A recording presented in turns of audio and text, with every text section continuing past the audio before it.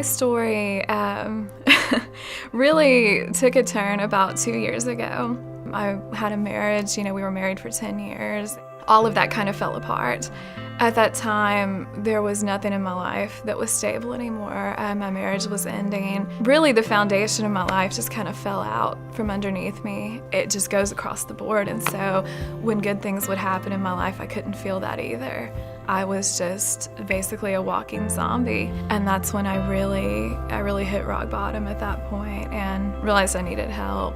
Our middle daughter is adopted, and we just kept thinking, what can we do that would be best as we're raising a daughter that's adopted in between two biological girls.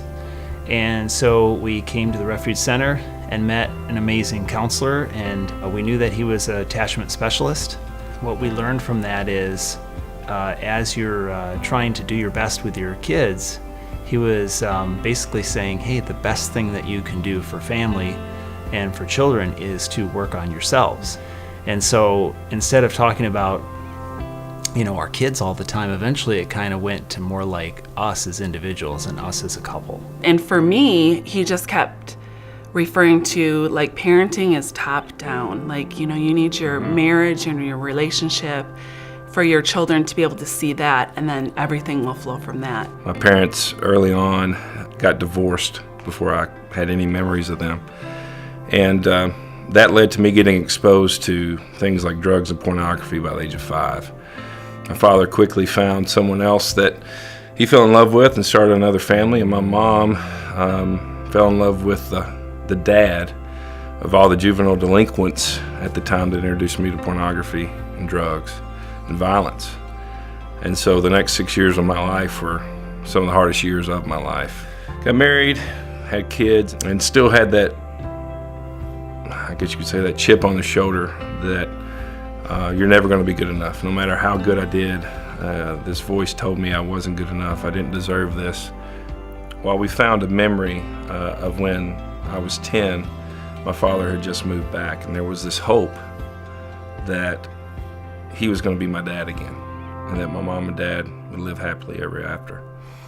And there was this moment as I'm going through EMDR and this memory of my mom not accepting my dad and wanting to be with this other man. And all my memory is of my father holding my shoulders, and I'm looking at my mom trying to be with this man and ignoring me, and I'm going, how are you choosing this man over my father? Do you not see me here? Do you not know that I matter? Do you not know that I'm hurt and I need my father back? At first I'm mad at my father. And I'm sitting there going, why aren't you saying something? Why aren't you doing something? And immediately I hear, I tried, and I'm too beat down, and I can't try anymore. And so then I'm mad at my mother. How could you be so selfish? How could you not see that I need my real dad? And she goes, we've tried, I'm moving on.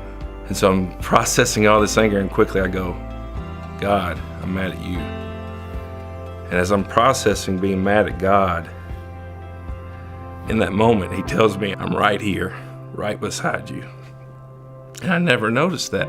I thought God wasn't with me until I accepted Christ at 19. And in that moment, he said, no, I was right there with you. I was holding your hand, and I walked you through that moment. And I never experienced that. My daughter passed away almost 6 years ago. She was 16 years old, and she was our only child. And she was accidentally killed in a really horrific event. And I thought I was healing through the years from that, but basically what I was doing was covering it up through pouring myself into other people and not actually grieving. What prompted me to come here was really desperation. Like, you finally get to a place in your life where you realize you need help. Because I am from a small town, so often so many people already know my story, and I guess I wanted to speak with someone who didn't know anything, who didn't know me, who didn't know my husband, who didn't know my daughter. I mean, the reason it's called the Refuge is because I felt like this place I could just come and be vulnerable and work through things that I haven't thought through, and know that the person sitting across from me genuinely cared, genuinely understood, and would have listened as long as I let them listen. And I've heard many, many times that God is our Heavenly Father, but for the first time I felt that I had a Father.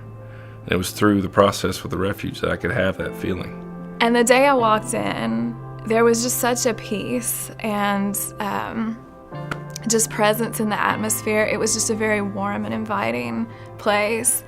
And if anybody was going to be able to help me get through this, that it would be the Refuge Center. And counseling helped me to start unpacking all of those things and feel like myself again. Okay, this seems really trivial, but I found hope we just recently went on vacation and we were packing up the car and we didn't fight. Mm-hmm. I know that sounds crazy, but I think I found hope because there is this sense that we are now on the same team that we didn't really have before, and we didn't know how to get there. I have hope because I feel like somebody has my back now, that I'm not out there on my own trying to make everything work. For me, I think the Refuge Center is the place where I realized that our marriage wasn't just going to survive, but that it was also going to thrive. The Refuge has opened my eyes to be able to see that, yes, I have hope, and I have hope even in my pain, and I have hope in my loss.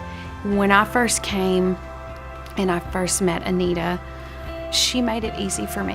I felt like I came somewhere where there was no judgment. I felt I came somewhere where she listened to me and listened with love. I feel like in this day and age that we live in, our society with social media, the way it is, we feel this pressure to have our life look like a highlight reel 100% of the time. For anybody considering counseling, for me personally, I always felt like doing something like that would be a sign of weakness or saying, oh, I can't handle this. But that step that I made, that was the strongest I ever was, to make the choice to walk through the door that day. The Refuge Center for Counseling has given me hope in my greatest pain.